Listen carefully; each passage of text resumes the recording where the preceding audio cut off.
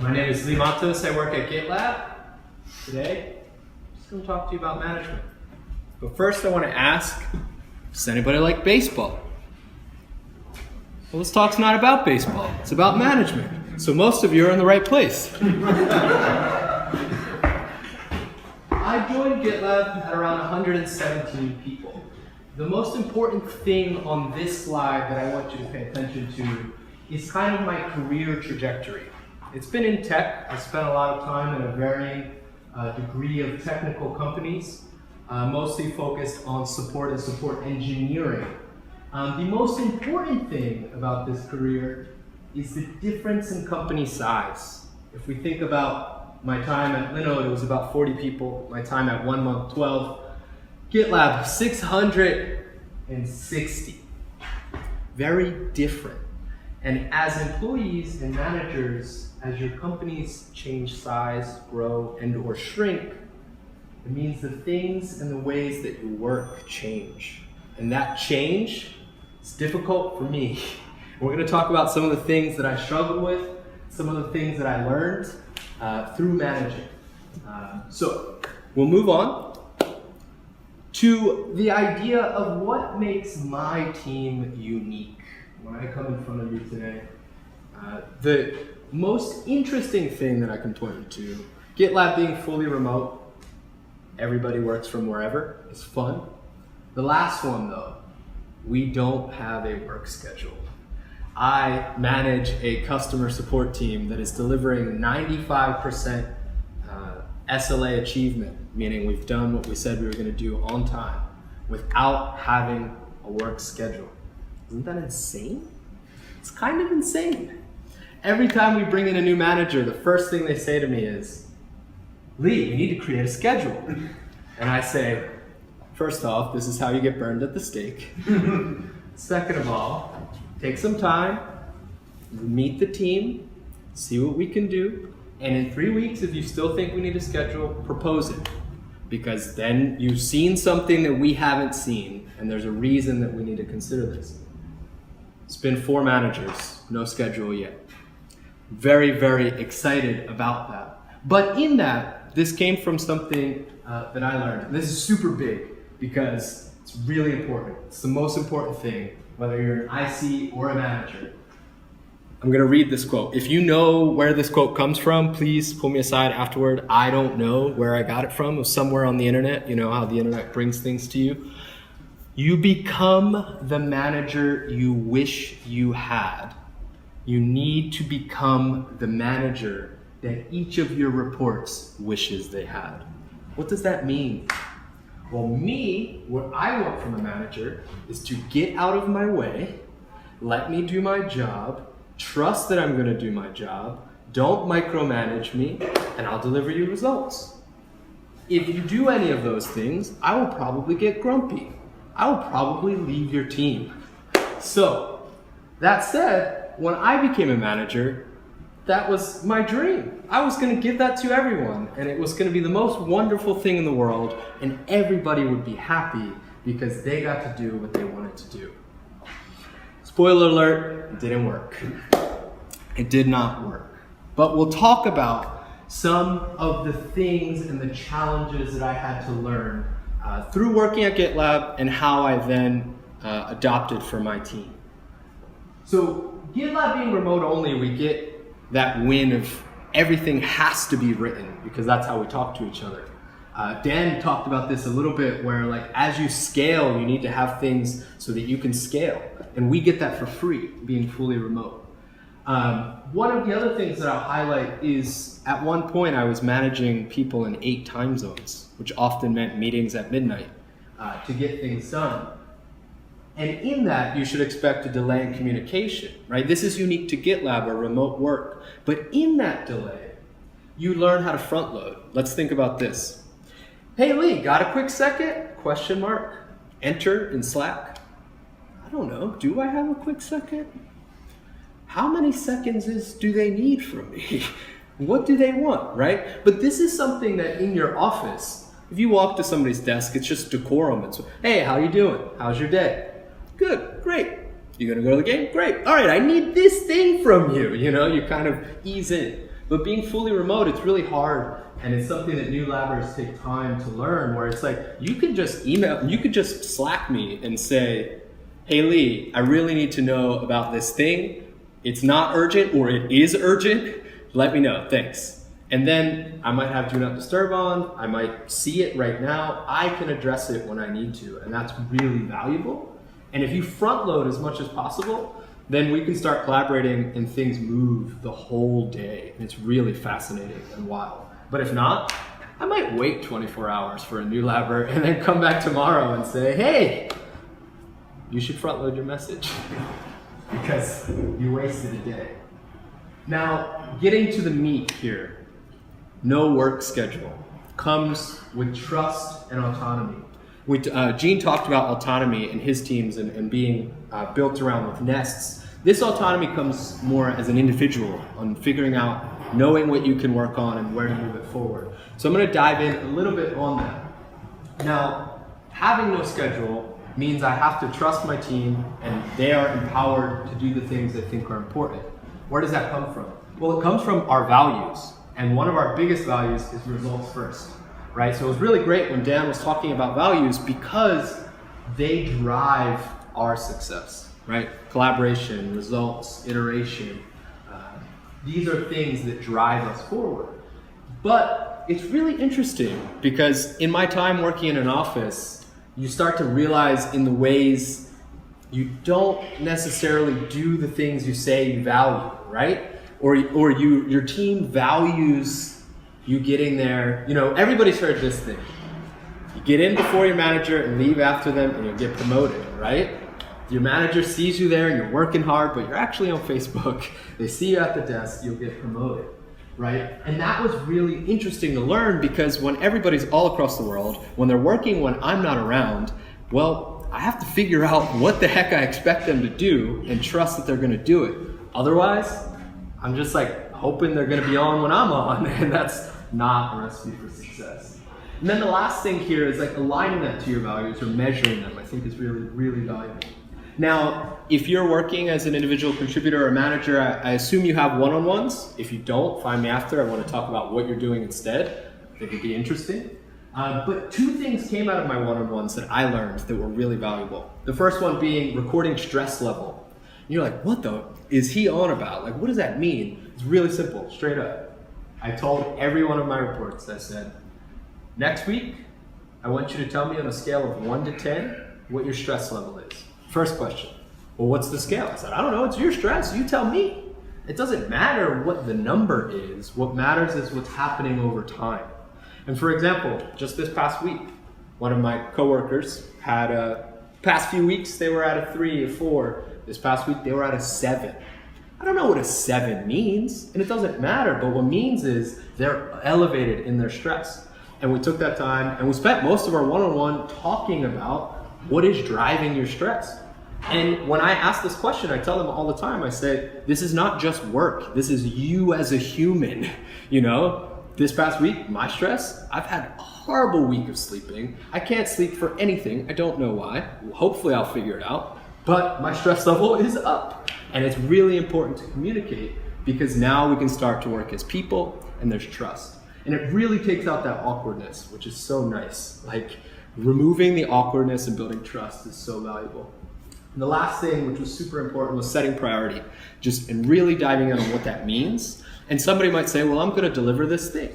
Well, what the heck does deliver mean? And you kind of get in that little cat and mouse game, which feels bad at first. But as a manager, I say to my team, I just want to know what I should expect to see so that I can say you did it or you did it, you know? And this comes back to autonomy.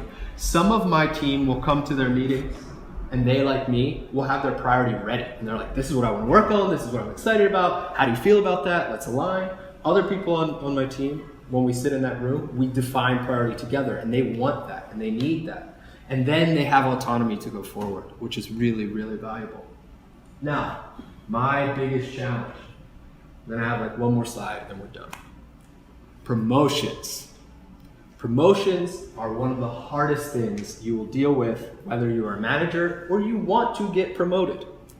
And something that I thought about this week was like, every time somebody gets promoted, you're either mad because it took too long, right? Someone that you didn't think got promoted and you didn't understand why.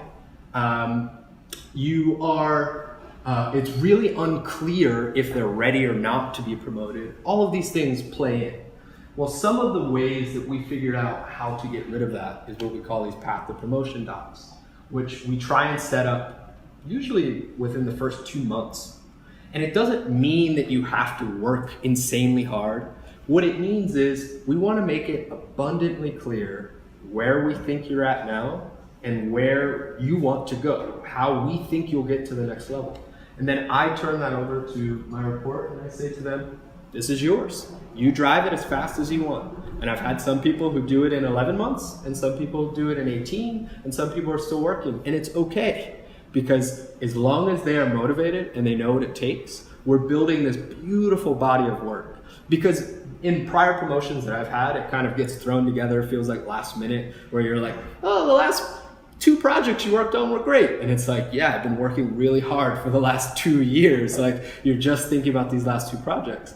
One of my promotion docs that we're about to push up has work from 2 years, right? From their earliest contributions to last week. And it really just shows this body of work, which is really, really valuable. So I hope that you can take away that as an idea. So, thinking about building trust and alignment. Transparency is one of the GitLab values. And in my team, we drive that forward by thinking about stress level as a conversation, by talking about priority on a weekly and path to promotion on a longer scale. We define those values. Dan talked about how to get ready to define values, and they really will drive you forward. They really help, so I encourage that. The last thing I want to drill into your head, whether you're an IC or a manager, you could take this to your manager and they will blow their brain off. It was a week of my life that I just sat there and said, yeah, you're right, person from the internet. You become the manager you wish you had, but you need to be the manager your reports wish they had. I am Matos on Twitter. You could find me on GitLab at Elbot, and I will answer whatever you have there and any questions you have. So feel free. One over here. You? Sorry. Getting to like the no work hours and whatever, how as a manager do you manage sort of like the life happens stuff? At the last check-in, they might have been at a 4, but somebody got sick, they need emergency time off, like life happens. How do you balance that with sort of the distributed nature of the work? Sure. I think the first thing we do is one of the specific things on our team we have is a role that their job is to be what we call the first response hawk, where they're focused on that and they're coordinating and whatnot. If the person who was first response hawk was in that scenario, their first action would be to find somebody else. For anyone else, when you are not in that role, which we rotate so that everybody does it and you have on weeks and kind of off weeks, it gives you that time and that space. If it's an off week and you tell me you're at a 7, I'm like, great, let's talk about it. And for example, somebody on my team was having a bad week. I was about to give them a new big project. You better believe I tucked that in my back pocket. It was a great week. The stress came down and it didn't have to happen, and so just that stress really lets us dictate. Thankfully, we have a really good system that gives you that buffer, which I think other teams I'm sure can figure out ways of like who's on and who can be off and kind of exploring and accountable, right? That was something we had to figure out. It took a while because we were like, when you're small, everybody's accountable and it's great and it's wonderful. But as we grew, we're about 40 people on support now. It's like, oh yeah, it's somebody else. Yeah. It happens. But we figured out ways to balance that. So we're like a small 10-person startup, and we do that stress level thing as a group. Everyone shouts out what the stress level is. But everyone seems to be at a 7 or 8 at all times. There's a lot of projects going on, not a lot of people. Do you have any, what would you do in a situation like that? So back to my 1 month days where I was employee number 4 and we grew to 12 and then we don't exist anymore. I think the number one thing I would say there is what is the most important thing that everyone can be working on, which is probably getting money, right? And it's hone in on what your users want and what they're doing and get in front of them and get that. And then like, there's a lot of stuff you're probably working on that you don't have to, and figuring out with your team or your boss or whoever, like, do we really need to do this thing? Which is a hard question to raise, but I think like stripping back as much as you can to get to that core, to get to, are you profitable yet or not? Or, okay, great. Well then, can you hire some people? Looking at it. All right, that's second thing, right? So like, I'll talk 2 seconds about, I was managing 8 time zones. It was really wild. I was midnight meetings, and it took us months to find more management because that's what we needed to grow and scale. And it was just like, to this day, I'm like, how the hell did I do that? Because I'm struggling with 10 reports now, and I was managing 21 across the world, you know? And so it's like, there might be light at the end of the tunnel, but I'm also going to tell you, check in with yourself in 3 months and say like, did this get better? If not, like, peace, you know, so. How do you do the one-on-ones with remote employees? Is there a standard protocol? Do you have like a room you go to and they go to somewhere? Sure. So really quick, just a Zoom meeting. They might be in Cambodia. They might be on a bus. I might be waiting on a train platform. Usually I'm not. But it's, we'll just Zoom meeting. We have a running Google Doc that we'll use to outline all of our stuff that we want to talk about, which I usually could see ahead of time. And yeah, I try and be at my desk for respecting them, and like that I'm not like, hey, do you hear the birds? You know, like, but many of my teammates have been like, I'm on a road trip, or I'm doing this, or I'm doing that. So yeah, does that help? Yeah, that works well for you guys. Here, and then I don't want to like keep one more. All right, so those 3, and then find me after. Okay, I was wondering if you had any more tips about communication. Like, I like what you said about front loading for especially for distributed teams, because I can really relate to like waking up to a bunch of messages from someone. But if you read through them, you realize that they've actually changed their mind halfway through. Yeah, communication I think is one of the hardest things that we're all dealing with, in the ways that communication is changing and what we're doing. And at GitLab, the heart of our communication is Slack, because we're remote, and that's our office, right? And it becomes, what I'll share is like, it really figuring out the right ways to communicate with each other, and like kind of trying to build that standard culture of what we need, right? And sometimes being a little bit aggressive about it, you know, I think is really valuable. And what I mean by that is, for example, we have a general channel in our Slack. New hires come in. At here, where do I get my blah, blah, blah? At here, or at channel for 500 people across, you know, and Slack will tell you, you're about to ping 9 million people in 10, click, you know, and you're like, no, my alerts. So that's, I think, really valuable. And I assume it's like raising a child, right? Where you're like trying to guide them, but yeah, that wasn't a great answer. Sorry, it's hard. We're trying, but yeah, figure out how you can try and guide people to what your culture values, and I think that'll make it better. You right? Yep. And then one more. So it's to you or from the other managers who just present. So I'm just interested in just understanding how you guys structure the compensations, and given like you are like a 600 people company, I think you like around 10 people company. So you have like very different structures, but like, how do you structure the compensation, and how is it like taking part of your Sure. So the way that GitLab does comp, we have benchmarks for roles, which are based as much as we can on industry data. And then it gets formulated based on cost of living. The formula is public. You can go see how we calculate it. The compensation is also public, so you can go take a look at what you would make at GitLab. The next bit of that is we have a piece called seniority and a piece called experience. So you could be a role, and you could be junior, intermediate, or senior, or staff, or principal if you're a specialized role. And then you have experience factor between 0.9 and 1.1. That's an arbitrary number, right? But basically what happens is, as a new hire, my team, we're looking for people that we would consider intermediate 0.9, which gives you plenty of room to grow there. And then you can grow to senior. When you level up, you go back down to 0.9 because you're now a senior and you're going to the bottom of that and working your way up. So that's how we do it. When we do these path to promotion docs, for somebody who may be more junior, their promotion may be leveling up just 2 experience factors or something like that, where it's just a little bit. Whereas somebody who's an intermediate, usually I'm saying like, here's your path to senior, and you could probably get there in about 2 years, you know, and that's just have that on your radar. So that's how we think about it. Does that help to answer or follow? I think that's like a phenomenally structured way of calculating compensation. I deal with this every day. But that's really good, like, because a lot of other places like I've talked to, it's not like as lenient, but that's why I was cool. Cool. Last one. So, like, let's say everyone's on Slack and schedules are kind of fungible. You get an answer from someone.